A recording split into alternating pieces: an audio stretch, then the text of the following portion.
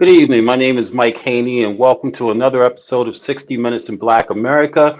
We have an exciting show for you today, a lot of controversial subjects. Don't go anywhere. We'll be right back.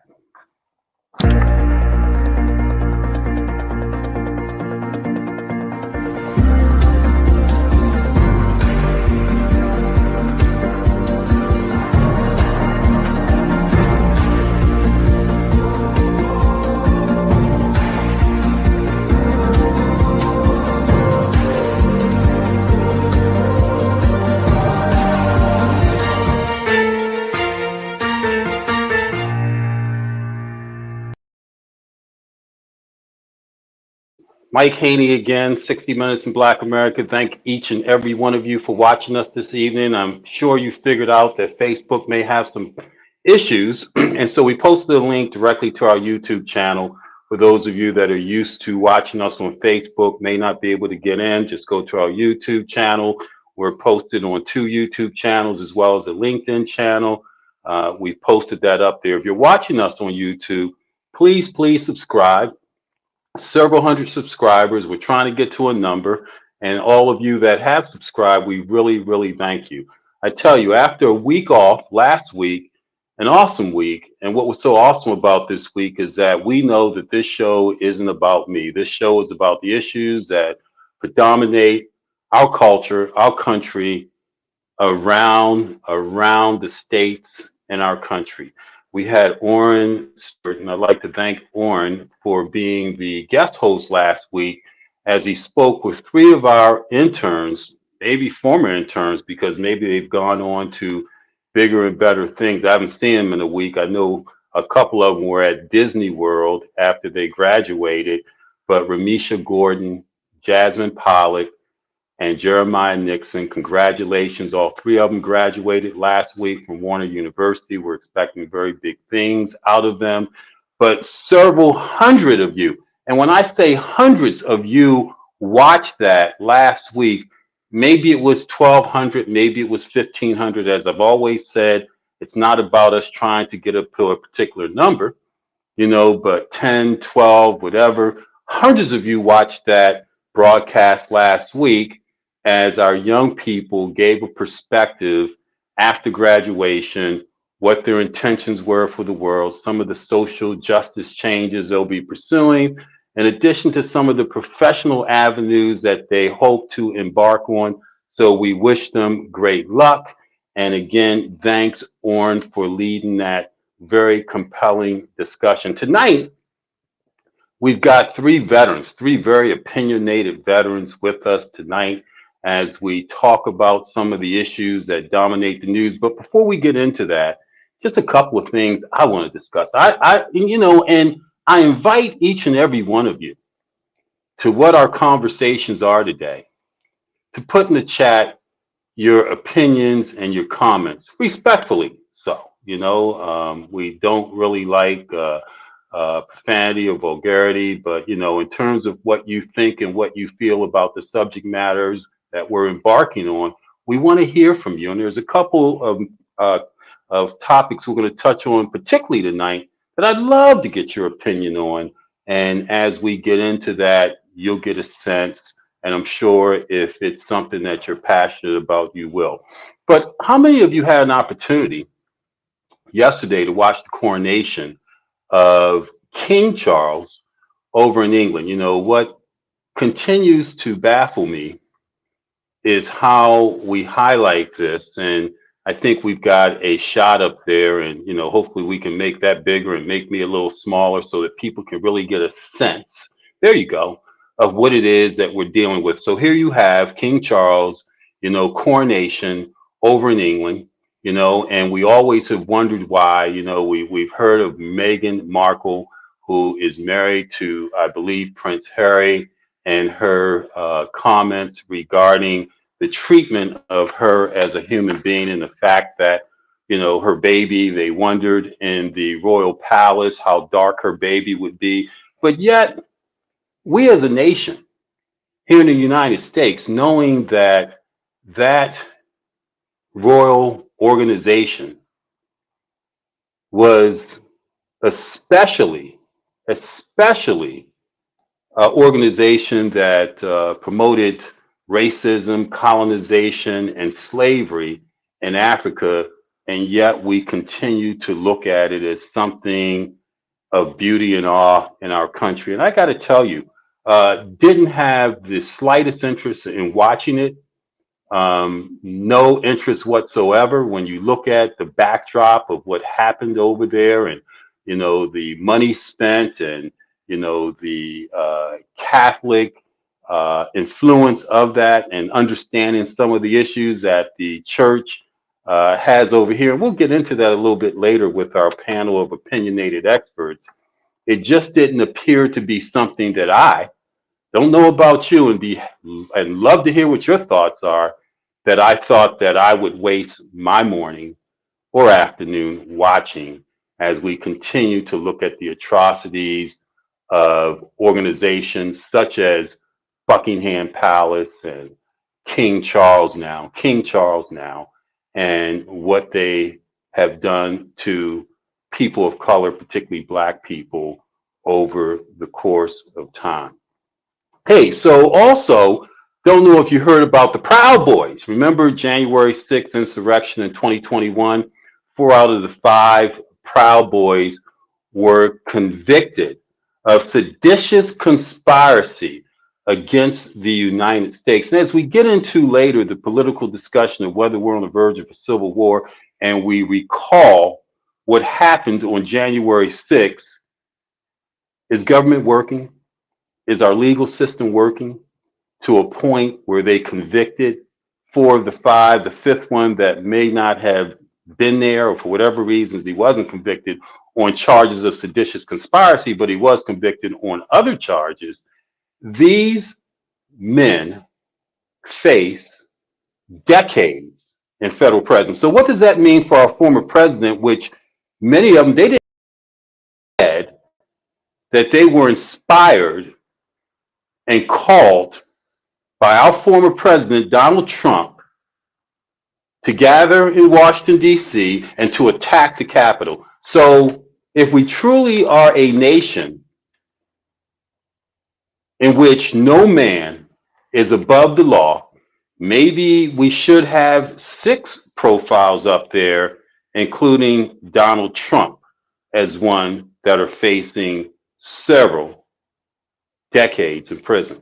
And so we'll see as indictments continue against him, or as investigations continue of him, to see if indictments are in order. Hey, but let's talk about the judicial system, and let's talk about Clarence Thomas. Clarence Thomas, I got to tell you, as a man, forget a Black man, as a man, it's so disappointing. This man that is, in my opinion only, led by the nose. And there's Clarence Thomas with his wife, Guinea, who, by the way, has taken hundreds of thousands of dollars from political PACs for what? It was even documented that they just decided to write her a check, but we know why, because of the influence of her husband as a Supreme Court justice. So when you look at the abortion rights, the voting rights, the other rights that are constitutionally decided or interpreted by our Supreme Court, how can you not be concerned that you have a justice on the Supreme Court where this week it came out hundreds of thousands of dollars were given to him and his son, or his distant nephew that he's raising as a son, to send him to college. And we already had heard of, and they already are trying to get the Supreme Court to figure out, what does ethics look like on the Supreme Court, where we as a people, knowing that this is the highest court in our land that we can go to for constitutional decisions, is under the influence, and as you saw in that picture previously, Clarence with our Senate president, right? Our Senate president right there with him, right? In a comfortable moment, is influenced by donors, PAC donors, to the tune of millions of dollars. Huge, huge concern. Not to even talk about the fact that this is a guy that grew up in Mississippi or somewhere in the South as a black man. How disappointing. But then on the other hand, I had an opportunity yesterday to attend the dedication of a building to our first Supreme Court justice, first African American Supreme Court justice, Justice Thurgood Marshall, right? At the Morgan State University. They dedicated an unbelievable building that cost tens of millions of dollars to build in Thurgood Marshall's memory. You know, it was dominated by historical events to teach our young people, of which 850 are housed there, about the civil rights movement, because many can't or don't relate to civil rights and why they are able to do some of the things that they're able to do now as a result of, you know, court cases such as Brown versus Board of Education and others that attorneys such as Thurgood Marshall handled back in the 40s and 50s and Martin Luther King. So, you know, hats off, kudos to the Maryland Prince Hall Masonic Grand Lodge that laid a cornerstone in the name of Justice Marshall, which kind of almost offsets what we are so disappointed about with Clarence Thomas. Hey, so as I said earlier, tonight we want to get into some topics. We talk about ball of confusion. There's a lot going on in this country. Not that there's all negative stuff, but the opportunistic stuff is what we like to focus on. And we say that 60 Minutes in Black America was conceived as a result of the common, more in common than we don't have in common across this country in communities, be it Birmingham, Detroit, Baltimore, Chicago, Miami, New York, Boston. And so we talk about that. We talk about common issues, looking for common solutions so that we can compare notes and begin to figure how we can move forward as a culture and community. So I'd like to bring out three very opinionated experts: Dr. Michael Zollicoffer, attorney Robert DeShield, and education but political activist Miss Beverly Cooper Wheely, into the studio. Hey, how is everyone doing? Great. Oh, we're good and happy to be a guest. Thank you. It is good to see you both. It appears as though we're having some technical difficulty with Bob, and hopefully we'll straighten it out and get him in. But with you two, I know that it's not going to be any issue carrying this conversation, just curtailing it to the 50 or 55 minutes that we have. Hey, so our viewers know you guys because you've been on this show many times, and I want to go right at it. You know, I want to talk about some of the, you know, hot topic buttons in our country and in our community. And the first one I want to talk about is transgender rights. You know, we know that particularly in Massachusetts right now, where you are, Beverly, there was a big rally with the athletic association in Massachusetts saying that how you were born biologically is the gender in sports you can play with or should play with. What do you all feel about that in terms of, you know, transgender equality and equality relative to sports? And Bev, let's hear from you first. What are your thoughts about that? Well, you know, first of all, you've caught me flat-footed because I did not know about the rally about big rally in Massachusetts. Transgender issues. I might have been paying attention to Clarence Thomas or Texas or some other issues. Now, how do I feel about the transgender issue? First of all, I hear people using the word choice, and it is not a choice. Your brain tells you what you are. And the reason this is such a big issue now is, again, because Republicans are making a big deal of it. They know that they win if they can divide people on social issues. Being transgender, that being an issue is not new. Now, I just happen to know this because I'm a nerd. It's not something I've looked up. But I know that the University of Virginia has been doing transgender surgery since 1969. Okay? So that's not something that just popped up out of the woodwork as a civil rights issue. This has been an issue for a long time. And if you remember Dr. Joycelyn Elders, who was President Clinton's first Surgeon General, she was an endocrine specialist. If you had a child and at birth, you weren't sure what sex that child was, she was the person you consulted. So what's new is that we're hearing a lot about it. It is not new that there are people who are born who are really not certain of their gender. Hey, I appreciate that perspective. And Dr. Zollicoffer, you're a medical doctor. And the question that I had before you, in addition to the commentary that Bev just gave us, should sports teams now consider someone that believes that they are more inclined to be the opposite sex participating in that sex sports, even though they were born a girl, they're playing in boys sports? How should we take that, Doc? What's your perspective on this? Well, I've discussed in some of the shows before, there's no question in my mind that there's no way in the reality of our lives that some man, I don't care if he's born that way or how he got that way. And not everybody is born that way. Some of it is by sociological dysfunction. And I can give you the history of transsexual surgeries in this country, going back to, as she stated earlier, in Virginia, but also Johns Hopkins, who really pioneered the program back in the late 70s and 80s. If anybody would put in a perspective that a male, no matter what, and I'm all here for the rights of everybody, that's what we should. There's two separate issues. Having a right to do what you want to is good. But then having the right to then play on a female team as a testosterone-bearing male, no matter what your genetics are, it was almost insane. So the protest in Massachusetts was just ridiculous. It's like if I take Usain Bolt tomorrow and he became a woman and he wanted to be a transsexual and he wants to now run on the women's Olympic team, everybody's records will be destroyed. So that's just ludicrous.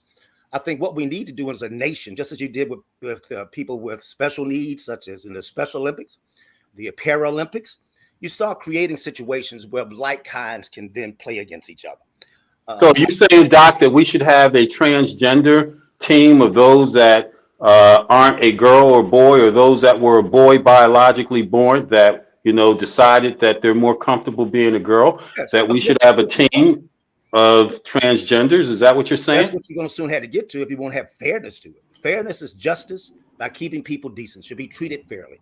I'm an advocate of where you're gay, whatever you're any situation. That's what we are as moral people. But then to go put somebody into a practical sense of playing on the field, if against someone who's done their lives, let's say Olympic champions, practice forever as a woman, you're throwing Title IX to chaos. You're tearing everything up in the uproar for the sake of being woke. All right, and that's a sad situation.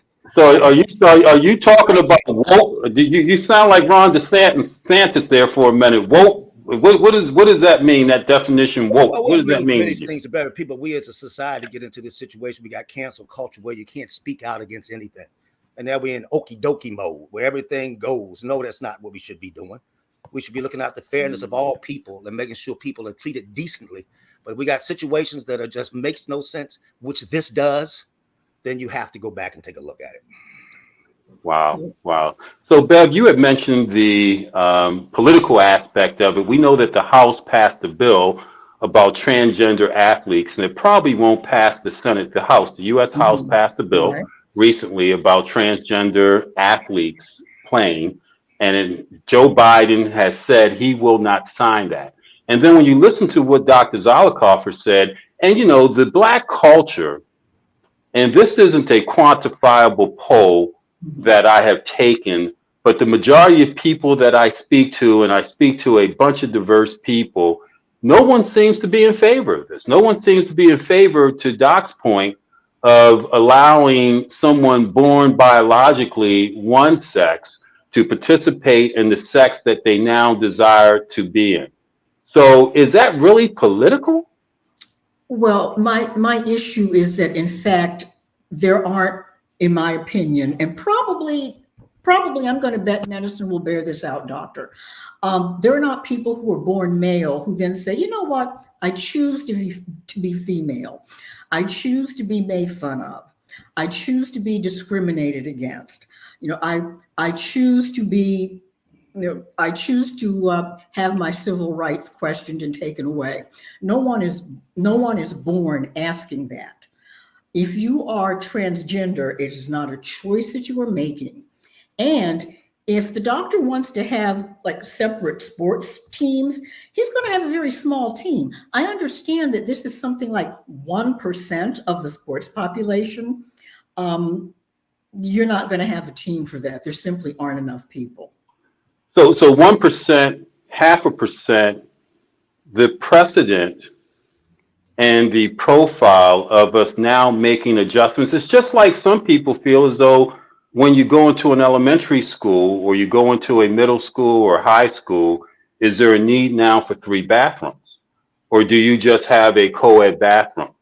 Or what bathroom do you allow them to go in? Because we know we've had this issue as well.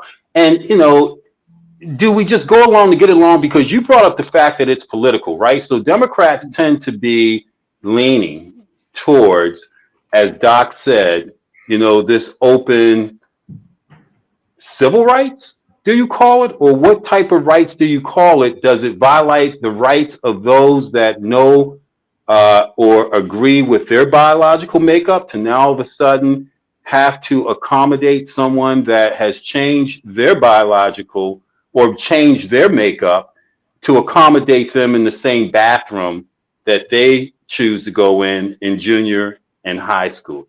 Is that political? Well, I mean, these people have always been with us. You know, having people who are transgender is not something new. You know, they went to the bathroom, obviously, that they appeared to be, because if they'd gone into some other bathroom, people would have had a fit. And as for what kind of bathrooms we have in high school, I want you to raise your hand if you grew up in a house with a single sex bathroom. Yeah, of You course did. we did, because we You only did. had 1 bathroom. And everybody went and it was fine. That's fine.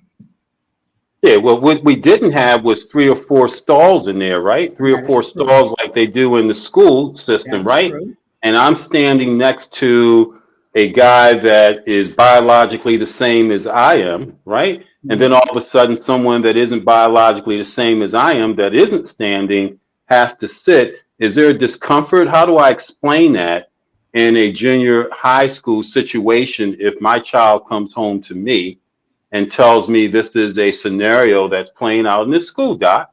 How do you explain it? Well, you can explain these things in various fashions. Worry about where to go to the bathroom. I won't even entertain with my mouth because it's so ridiculous. Okay.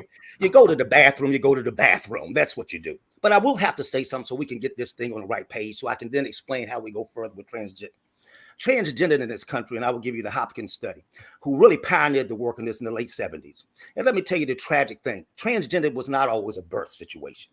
Many of these people are socialized to a point of situation. We're not talking about hermaphrodites here, which is a scientifically based medical situation.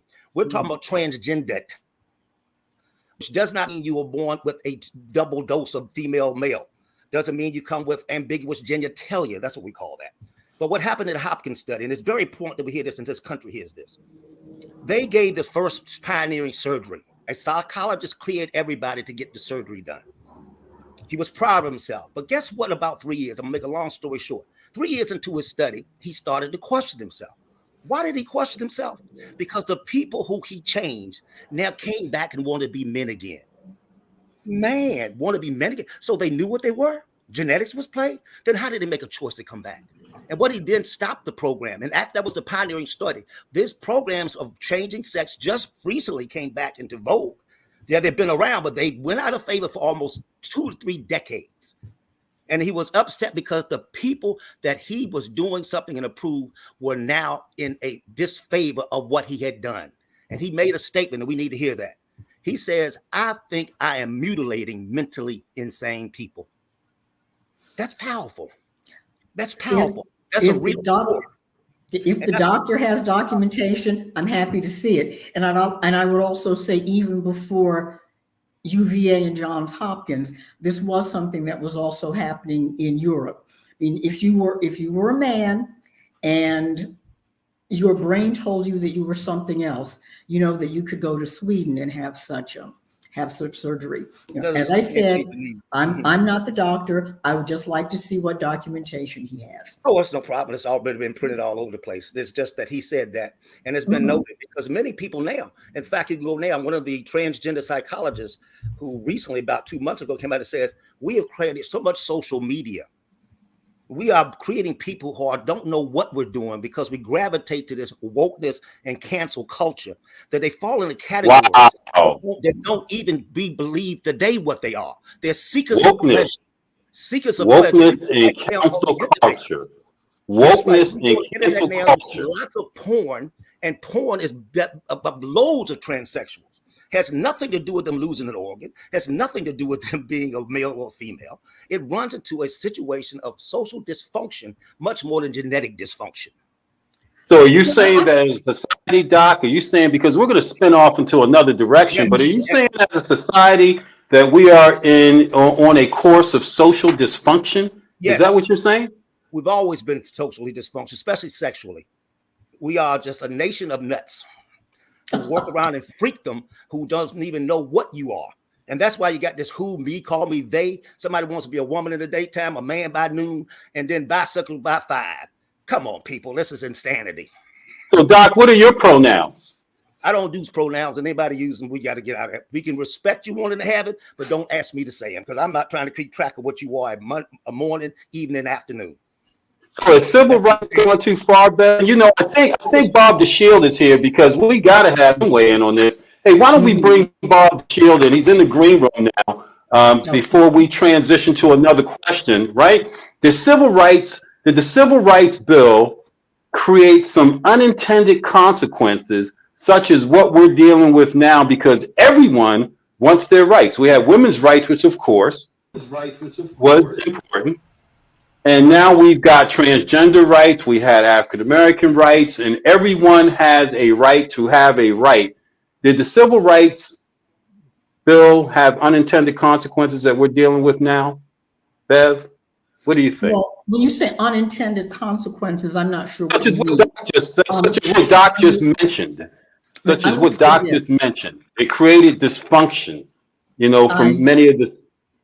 I can't agree with that at all. The fact is that as a country, we have always been very conservative.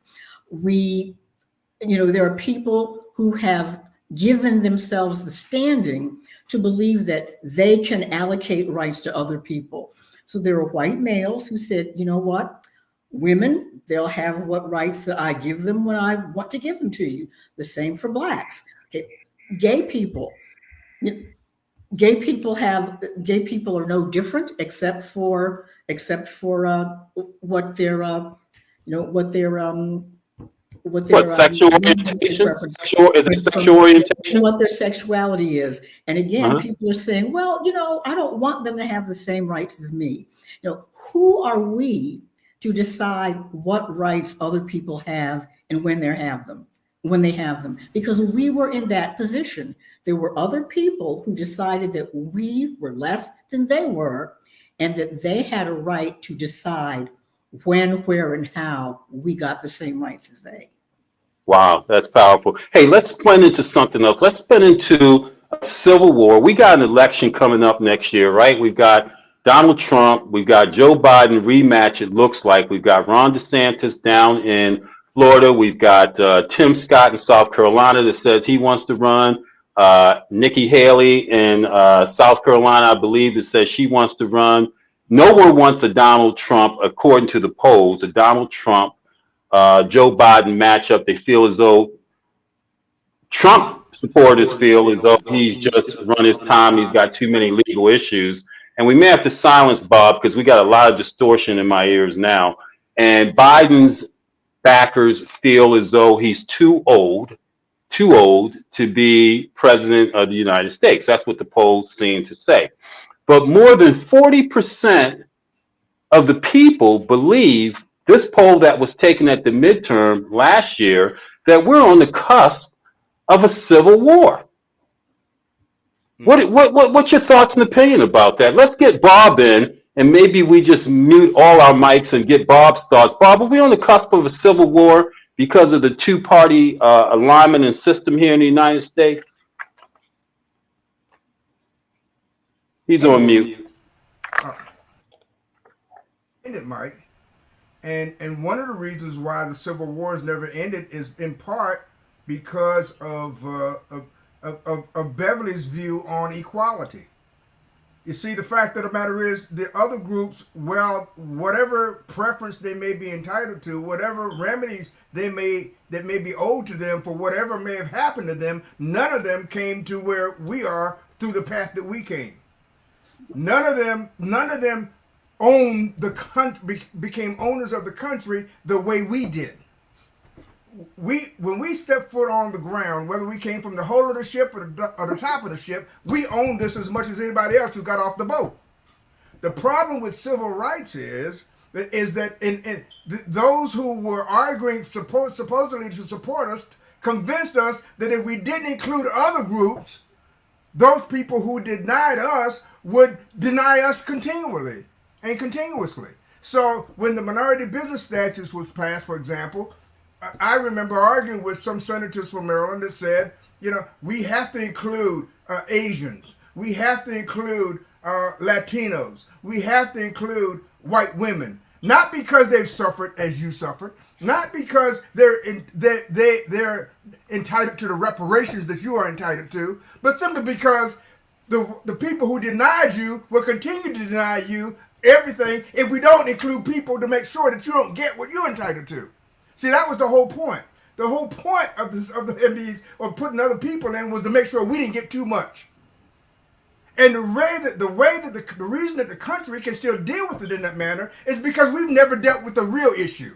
The real issue was never equality. God made us equal. I never had to go to a white man to get equality. What I went was to demand what I was entitled to. I want the benefits of the patents for the washing machine, for the stoplight, for drugs. I want the money that was denied for 400 years of slavery. I want the businesses that were denied through Jim Crow. I want to be paid, just like you paid the Japanese, just like the Jews continue to be paid, just like everybody else, just like the slave owners will receive reparation in exchange for our so-called freedom. Wow, it's interesting, Bob, as you talk about getting paid and who got paid, that in the study of Barbara Walters, who is a she's a person that studies civil wars, has done a study on this one, she says judges will be assassinated, Democrats will be jailed on bogus charges, black churches and synagogues bombed. Because normally what happens, they say, in a civil war, when you look at civil wars that have happened across the country, it's because groups that are in power feel as though they're losing the control of their power and their voice to other voices that are overwhelming that. And this is, i.e., where you look at a Joe Biden that has represented a 14% or 13% minority of black people, and they feel as though black people should have their place of being a 13% and not the equality that they are not of a group that controls this country, particularly its money and its economic system, which is whites. Doc, what do you have to say about that, Doc? What do you feel? Are we on the cusp of a civil war? Bob said exactly what the thought process. There's civil rights. And I think he agrees fully. Everybody should have a right of justice, of being able to live equally with everybody. But there comes another part of who is then giving something in repayment of the injustice of your divine part of this country. That's a whole different question. And he is correct in some of that, but I'm looking at, I hope people have read, the 1619 Project gives you that. Heck, you don't even want to give the history correctly of black people in this country, let alone justifiably give them what their due is, whether that's just civil rights, which is equal for all people. But it's immoral to not go back and look at what have we as black folk or any people who have given this country its history, its inventions, its place. It could not have made it without the sacrifice of the Black folk who were brought in slaves. It's impossible this country denies history. And we were not, as Bob says, given our due. And that due needs to be done, but that's different than everybody should be treated equal. Morality has to be a part of the fiber of this country. Even with Donald Trump, as I said, there's mental illness anyway. Anybody who supports Donald Trump is a degree of mental illness. Agreed. Totally mentally ill. Because no one can you let a man with that vehemence, that hatred, get anywhere near the founding of our country, which is for the fairness of all people, whether we believe it or not, whether it comes from King Charles and his crown or any other way you look at it. We are about not just the tenets of this country and this Constitution, but moral obligation is to treat people fairly. And then if we've done something unfairly, whether it hurts you or not, you need to justly equalize the playing field. That's what Bob's saying. And the playing field needs to be equalized. Well, it wasn't done through the Constitution of the United States. Bev, you have a thought on that? Absolutely, it's a moral issue.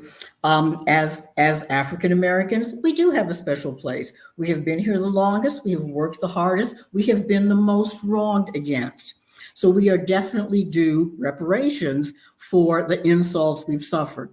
That does not mean, however, that just because your ancestors were not slaves doesn't mean that you weren't discriminated against. So when we talk about there being a moral issue, everyone has the same civil rights. Everyone has the right to equal justice, no matter how you got here. Hey, I can appreciate and respect that, but at what point do we as a people, instead of looking for equality or looking for rights in a country who wrote a constitution, because let's transition into gun rights, right? We see all these mass murders happening during the course of the past 2 years. Black gun ownership went up 58%. 58% black gun ownership went up. And of that ownership of black guns, women comprise 78%. Black women comprise 78% of new gun ownership between 2019 and 2021, right? And we know that the Constitution was written. Where is that line about the Black Code? After the Constitution was written and blacks were freed from slavery, the Black Code said that blacks could not be gun owners in this country. So when you talk about equality in the document that we use to base equality on, is it something that we can expect, or do we need to do more to take our economies and our culture into our own hands? Who wants to tackle that first? Are we doing enough ourselves as a people? Bev? I don't want to tackle that first. I don't have a problem. If I may, Mike, you were right a few minutes ago when you identified the issue as power. It's always been about power. The black and white thing was a construct created by those who had power to try to retain it through numerical superiority. That's why they created a division. Because the first voting rights rebellion was by white men who rebelled because they didn't have the right to vote because they didn't own property, they didn't own land. And it expanded from that. But we have a dual problem. Our power has been ultimately resident by or evidenced by economics, by finance. So every time our power was attacked economically, we were denied the economics, which ultimately denied us the power. So we've gotten that. So we had the burden of teaching our people that we can still exercise power through voting, even though our economic power has been stolen and not replenished and not repaid. So when I didn't realize until recently, when my grandmother said you got to be twice as good, she wasn't talking about being twice as good as the white man. She would say we have a dual problem. We got to protect our power that we achieve through voting with economics, and that's where the rubber meets the road. Let me push back for a second, right? Yeah. So we had economic power in the community and our culture before. I always use Brown versus Board of Education as a stopping ground, because that's when desegregation became something that this country adopted. So before that, concentrated economic opportunity in our communities because we couldn't go anywhere. We couldn't go anywhere else economically. This is where you had Black Wall Street in, what was that? That was in Topeka, Kansas, Tulsa, right?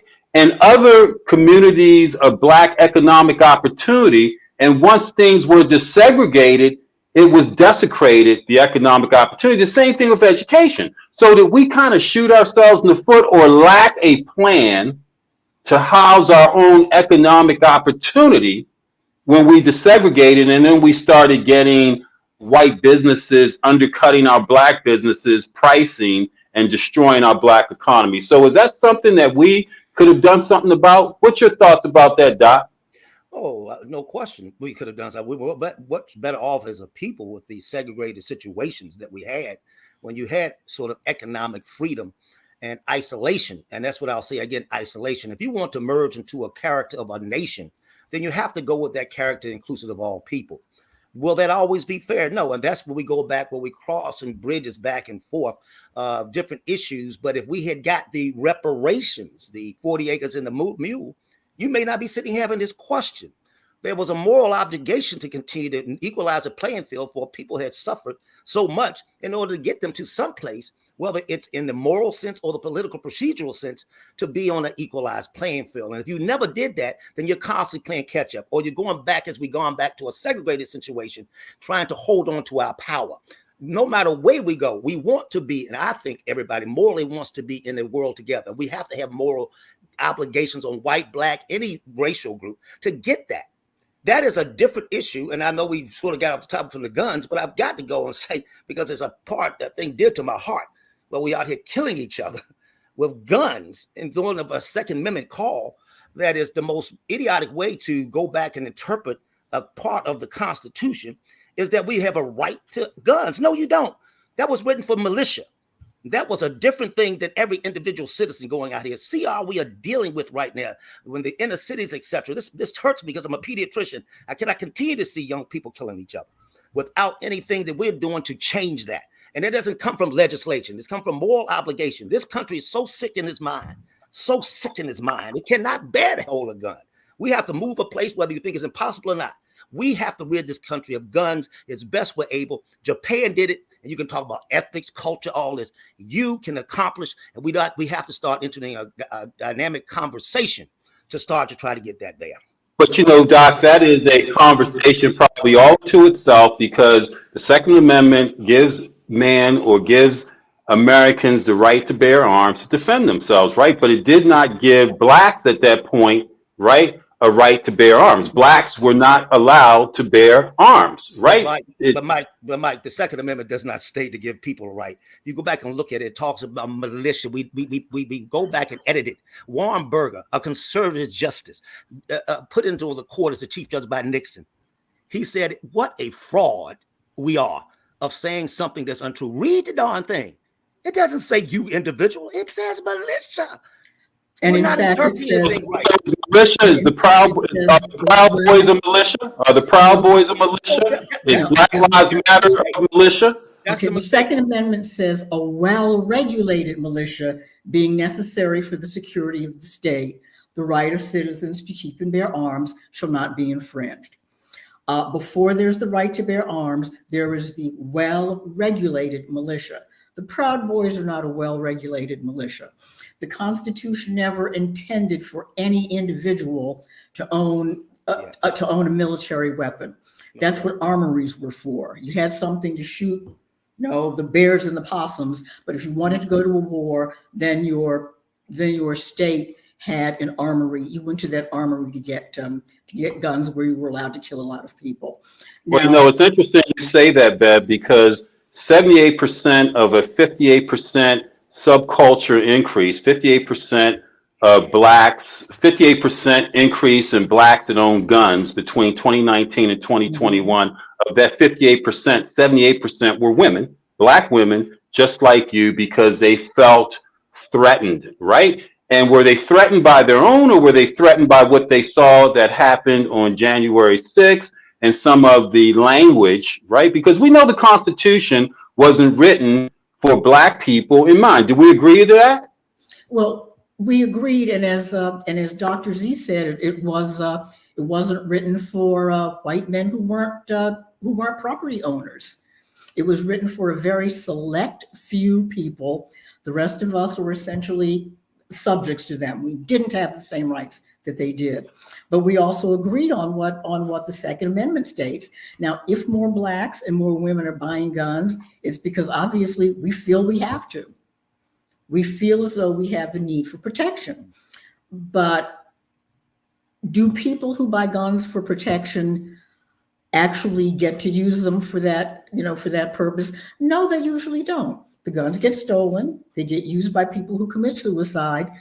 Children find them when they're not locked, not in a secure place. The preponderance of guns is dangerous, and it will be a much bigger threat to us than people who claim that their Second Amendment rights are being violated. That's just Hey, so question for Bob. That's a great perspective, Bev. Question for you, Bob. If you had a gun, if you are a gun owner, or you getting that gun, would you get that gun because you are apprehensive and in fear of your life from people that look like you? I get the gun to protect me from anybody who would threaten me. Color wouldn't matter, and it doesn't matter to most people. But I want to get back to Tulsa and Rosewood. Mike, what has stood in the way of Black folk achieving the economic reallocation of resources, beginning with the reparation for those stolen resources, is integration and segregation. Why do I say? See, integration was never the problem.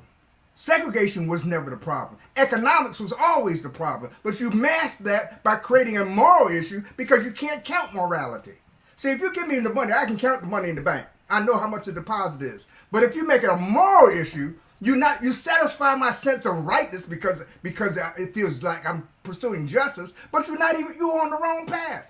And every leader who's followed that path, including Martin, ultimately realized it and was killed with that realization. Two things have caused the demise around the world. Either the recognition that economics was the issue, or the fact that there was more commonality between Black and white around the economics issue than there was the basis for separation. Everybody who recognized that has been, every leader we've had who recognized that was assassinated, not in this country and around the world. With our businesses, it wasn't the fire and the bombing of Tulsa that destroyed our business. It was the desegregation which allowed us, because we didn't frame the remedy for this right away. Our major so-called Black institutions, the NAACP and the Urban League, they were not, the direction and the remedy was not made by Black folk. Jack Greenberg determined, when he was the head of the NAACP Legal Defense Fund, what position would be taken legally on the issue of the issue of Black equality. It was other people who decided that 10% was enough for me because I had been denied all these many years. If you took something from me for 400 years, I'm not going to ask you for 10% on the table. I'm going to say, put the stuff on the table. I'll leave when I'm full. Wow. Not when I got 10%. That's powerful. As we begin to wind this conversation down, because it's amazing how quickly an hour goes, and we've got Jaime Miner in the studio that's going to talk about the economy relative to crypto and bank failures. Doc, my question for you, and my question for each of you, but I want to start with Doc first. We talk about the commonality of issues that face us in communities across this country. What does it look like us taking a hold of our own economy, our own financial issue, our own issue with our young people killing each other, murdering each other? What does that infrastructure look like of a Black culture taking control of its own and not looking for a Joe Biden and a Mitch McConnell and a Nancy Pelosi and others to haggle that out for us, Doc? What do you think? Well, Is it time? Yeah, I think it's time. And it's not just us as a separate entity. It's about fairness, and I'm always about fairness of all people. I think when we look at healthcare, as you know well that I speak about, when we don't have private docs in our lives, and corporate America continue to make decisions for a group of people, and those that are underserved and in dysfunctional socioeconomic deprived situations have to be protected. And so when we look at that color and put it into a segregation, I don't want to go to segregation, but the mind can be segregated in order to be success and also integrated in the moral sense, as Bob was saying. There's a distinct difference between morality and practical movement of what is due one. And I think if we are morally obligated as people, we want the best for all. So the Black folk we need to look at how do we stop the digested nonsense that continues to be spurred from our mouths about our school systems that are dysfunctional, economic systems that are dysfunctional, our moral value systems that are dysfunctional, the lies that we tell each other. We got to tell the truth. We can't keep going around with Black Lives Matter that are not always standing on the best foot that we need for all of us. So we have a lot of ways where we go back and divide ourselves. But the first we have to deal with honesty. And when that honesty comes with truth, when that honesty comes that we have a conversation that we all can put ourselves in a place to cohesively move ourselves to a better state, then we'll get better. But we've got to have people can come with the pragmatic way, as I just stated, with healthcare and schools, etc. We have to take that and make it right. Whether it's in us as a digested, segregated mind, or in a segregated mind that then totality pulls us back to an integration that does not deny the injustice that's done to all people, Black, white, green, Wow. yellow, whoever. Powerful, Doc. Powerful. Bev, what about you? What does that system look like of us taking ownership and control? Understanding, as you've always said, that there are partnerships that we need to nurture that don't necessarily have to be Black, have to be American. We always need partnerships. But what does our foundation look like of moving forward in success? Well, what do we want it to look like? Clearly, and obviously your next guest is going to talk about economics, but if we want to do anything for ourselves, then we need to collectively look at what we spend our money on, how we spend our money, what we need to do to invest more wisely, because frankly, we are powerful economically, but we're powerful as consumers. So we need to look at what role is our money playing in the economy as a whole, and are we using it to benefit ourselves? You know, let's look at that before we start talking about separating our money entirely. That's not going to happen. But how responsible can we be in the system we're in now? Wow, that's powerful because, you know, a study done by the Prosperity Now Institute said by the year 2053 that the Black household will fall to zero. The Black household, the median worth, the net worth of the Black household would fall to zero if we kept the current trend of economics in our country. And as you said, you know, what's the basis of generational wealth? What is the basis of owning real estate? Hey, you know, much to be discussed, much left to be discussed. And I really hope that all three of you will come back next month so we can continue this conversation, but continue it with actual actionable, because people listen to you all. I get comments about Bev every time she leaves and her common sense approach. We know that she's out there in the world nurturing relationships for the cause of Black people. Doc, same thing. Bob, you always give a perspective of honesty. And so I hope we come back next month around these same topics, but with a voice of what we can do proactive to make a change. Thank each of you, Bob, The Shield, Dr. Michael Zollicoffer, and educator and activist Beverly Cooper Wheel for appearing today on 60 Minutes in Black America. I wish I had another hour for you.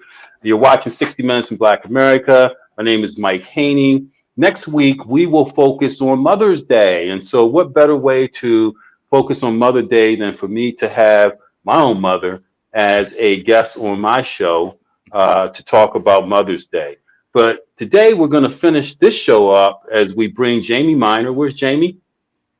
Into the stream to talk about the financial. And there's my mama right there, my aunt who's like my mama. You're going to see them. And hey, I hope that each of you that are out there now join me next week as you talk to these two queens, man. They're absolutely fascinating. They're hilarious. And I'm very much looking forward to having a conversation with them. But Jaime, How you doing, Jamie? I'm great, Mike. You went into some deep topics tonight.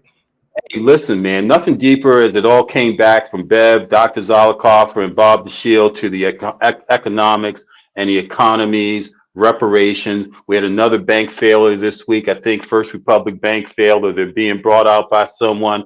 Cryptocurrency is taking off. It appears as though Russia and China have begun to look at crypto as their basis of a financial instrument. So talk to us about that, Jamie. It's all yours, man. Yeah, well, we had a good exchange this week talking about that. There's a lot going on. Obviously, another bank failure, and the Fed Powell, went right ahead and increased the interest rates again as if it didn't happen. We kind of shared a little bit of an opinion back and forth, where it seems a little bit coordinated in that the regulations don't allow JP Morgan and some of these big banks to consolidate and merge with some of these smaller banks, but they're ignoring the regulations. It seems like they're letting their friends in the big central banking conglomerate have their way and kind of shape the next stage that they have. There's some kind of agenda going on. I don't know what it is. I'm not that smart, but it seems pretty obvious that there's something going on that's a little bit above our pay grade. So Jay, really going on the fact that we are being shut out of the game. You have been promoting cryptocurrency for about 6 months as an opportunity to invest. You sent me some information on Ethereum. Bitcoin is moving, and we know that the U.S. government owns like 200,000 Bitcoin worth approximately. What is that? How many billions of dollars? Yeah, maybe about $6 billion at this price. The U.S. owns. So we know that there's something happening out there, and we've always talked about the fact that while something is down, and we know that the crypto market was down because of various reasons, here's an opportunity for us to look at something that we could get in. So you've been educating us about crypto. We know that China and Russia are moving in that direction, as many other countries are. And so we as a culture, we as a people, getting education from you to look at something before it takes off, that's what it's about. So as you mentioned, the secrets behind the door and the G12, G7, whatever those countries that determine world order and economics that we don't understand, here's something that you can teach us. So tell us about crypto, what's happening, and is it an investment that we should be looking at, and what are you seeing as some of the returns? Well, the big thing we always talk about on this show, Mike, and we got to keep banging this home, is you got to follow the money. You got to follow where everyone's putting the money. The government says they don't like crypto, but they have 200,000 Bitcoins. It doesn't add up.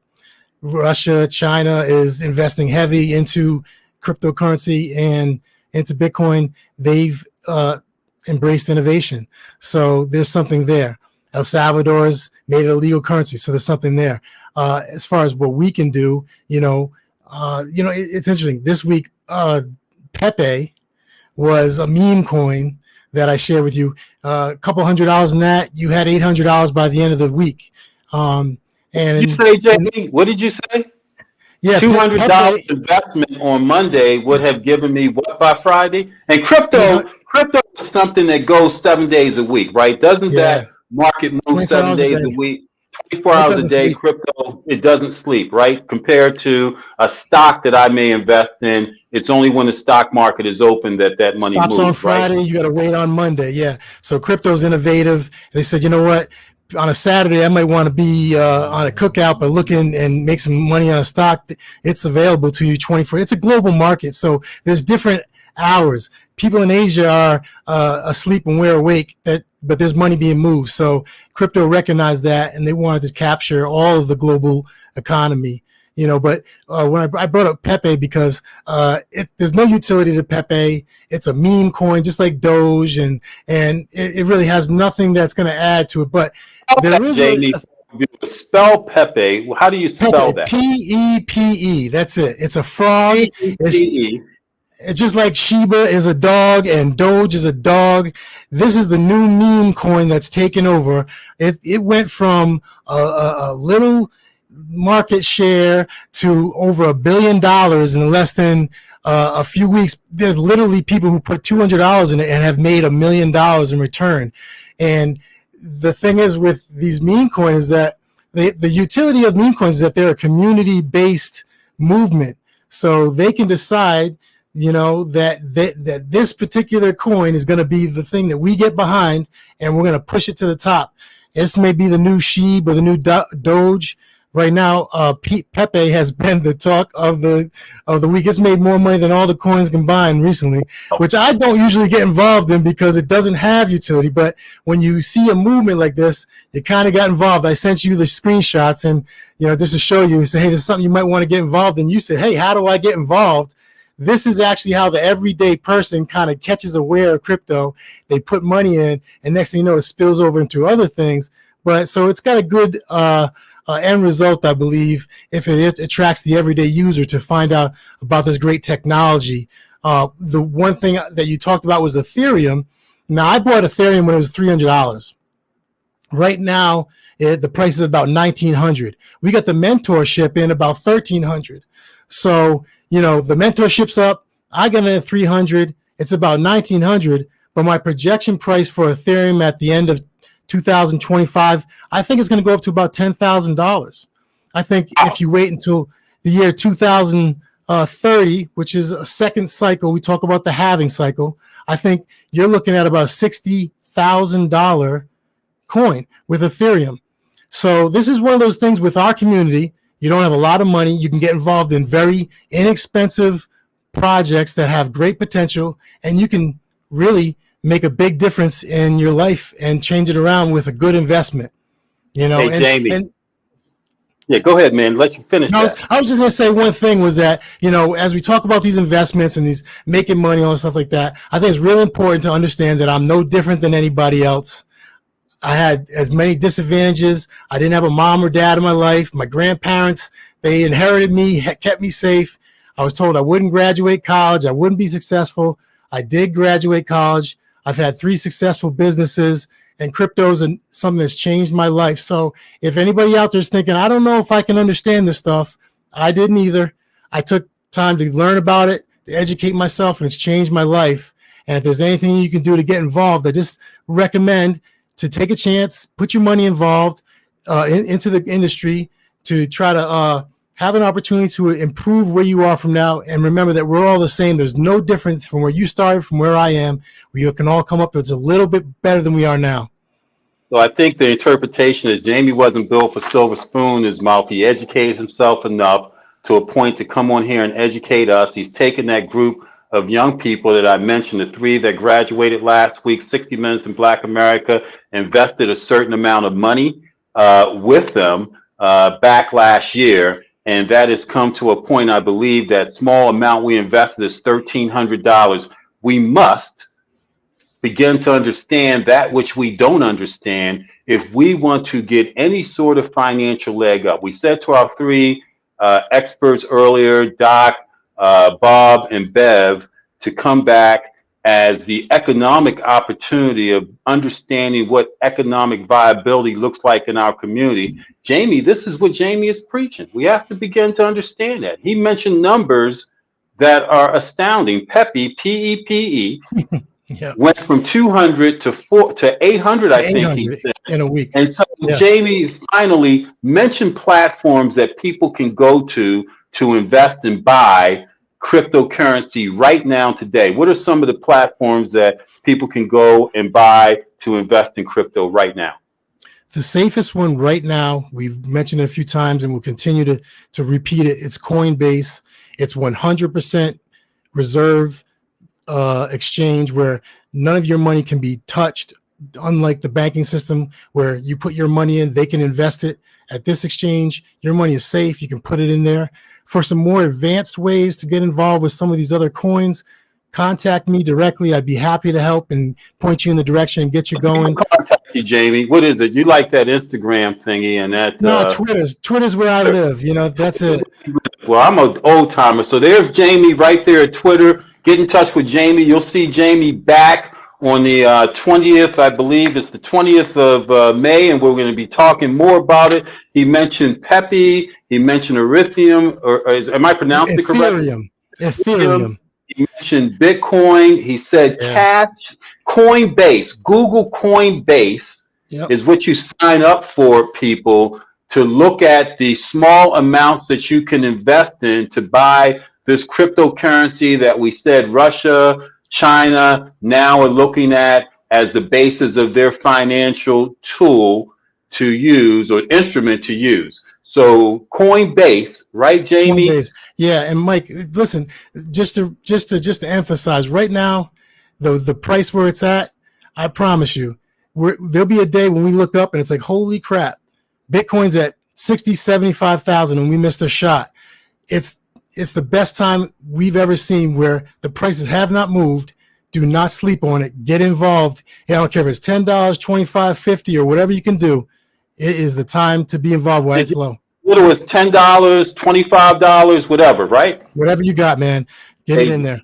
Fantastic. Hey, Jamie, listen, we'll see you back on the 20th, man. We're going to take a little bit more time for you then. Hey, you're watching 60 Minutes in Black America. Thank you, Jamie. Thank you, Bev. Thank you, Robert. Thank you, Dr. Zolikoff, for appearing today. All about figuring out in this ball of confusion of this country how we as a people can begin to uplift ourselves and take control of our own economy, our own education system, and do what we have to do for ourselves. As they say, put the mask on yourself first and then reach out and help others. Hey, we have another show pushing. Look forward to seeing each and every one of you on 60 Minutes in Black America next week as we honor and celebrate our moms, and particularly my mom.